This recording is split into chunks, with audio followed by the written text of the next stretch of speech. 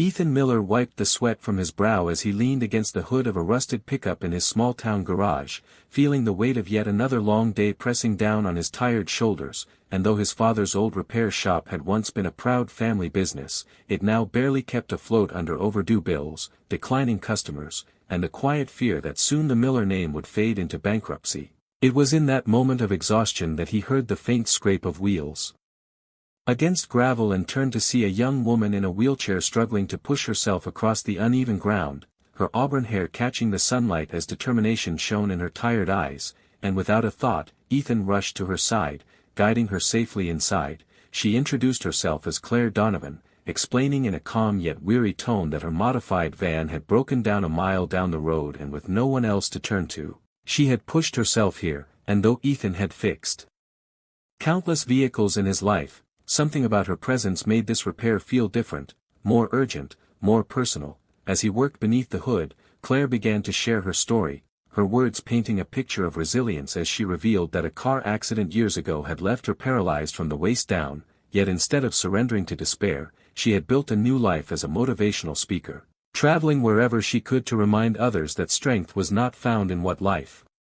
gave you, but in how you chose to face it. And while Ethan tightened bolts and checked fluids, he found himself strangely compelled to talk too, admitting quietly about his struggles to keep the shop alive, the crushing debt, and the loneliness of living for a dream that seemed to be slipping further from reach each day. To his surprise, Claire didn't offer pity, only encouragement, telling him in a steady voice that perseverance often blooms into miracles at the very moment you're ready to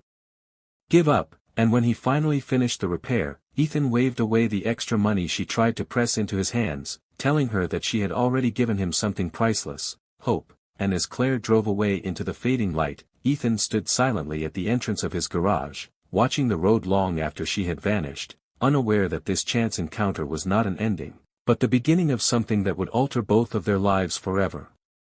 A week after their first meeting, Ethan was surprised when Claire returned, this time arriving in a taxi instead of her van, wheeling herself into his garage with a determined gleam in her eyes, and before he could even ask what was wrong, she explained that she hadn't come for car repairs but for something far more personal.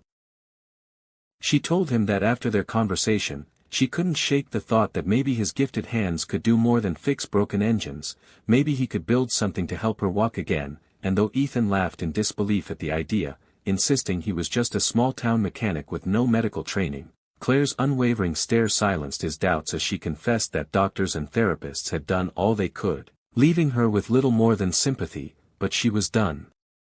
accepting limits, and she believed Ethan was capable of creating something different, something practical, something born not from textbooks but from ingenuity and heart. Ethan's chest tightened with the weight of her faith, because though he wanted to tell her no, that it was impossible, he also couldn't ignore the way her words stirred something long dormant inside him, the old fire his father once praised, the fearless curiosity that had made him take apart radios and bicycles as a child just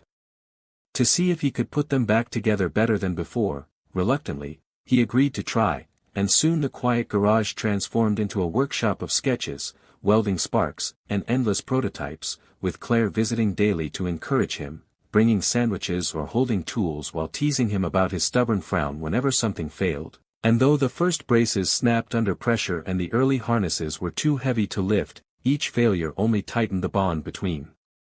them, as they laughed through frustration and celebrated tiny breakthroughs, like the day Ethan managed to design a brace that allowed Claire to bear a fraction of her own weight for the first time in years, a moment that left her crying into her hands and Ethan swallowing back tears of his own. But beneath their growing connection, Ethan wrestled with gnawing doubt, wondering if he was giving her false hope, terrified of being the reason her courage shattered, yet every time he voiced his fear, Claire only smiled, placed her hand over his grease-stained one, and whispered that he had already given her more than she ever expected, a reason to believe again.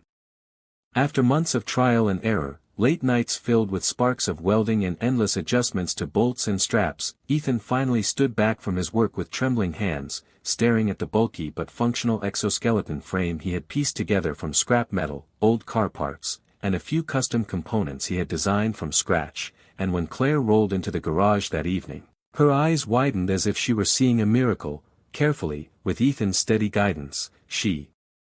transferred from her wheelchair into the harness, her body braced by padded supports and mechanical joints, and as he secured the final strap, Ethan felt his heart hammering against his ribs, terrified that this moment would end in disappointment but also desperate to give her the chance she had dreamed of.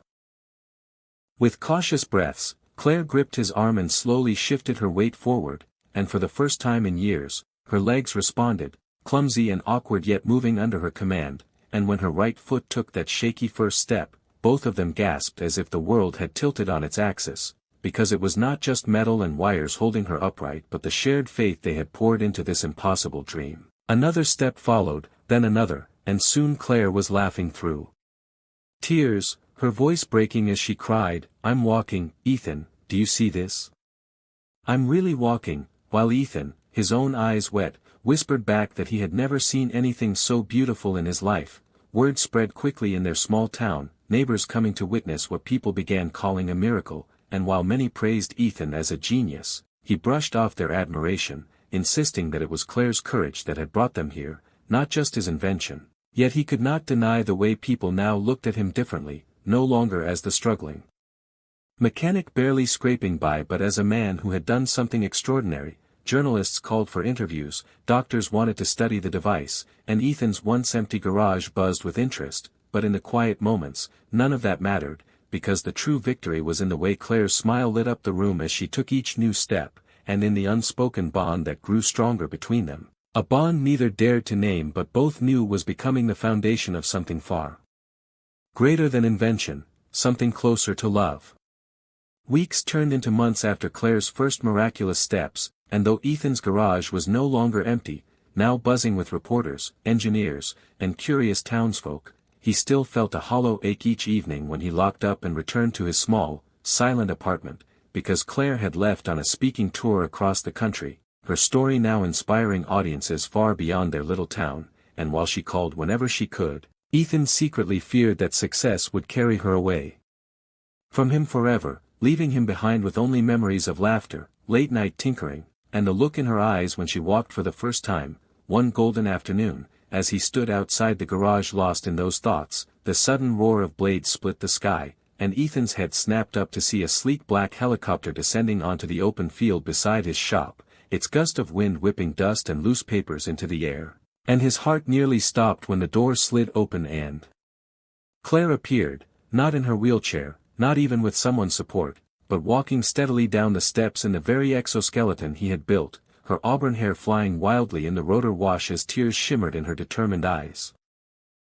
Ethan stumbled forward in shock as she approached him with sure, confident strides, and before he could even speak, she laughed breathlessly and said, "I told you I'd come back, Ethan, but I didn't come back the same. I came back with news," then explained how investors, doctors, and innovators she had met during her tour wanted to mass-produce his invention, turning his small-town experiment into something that could help thousands of disabled people around the world, a chance to give others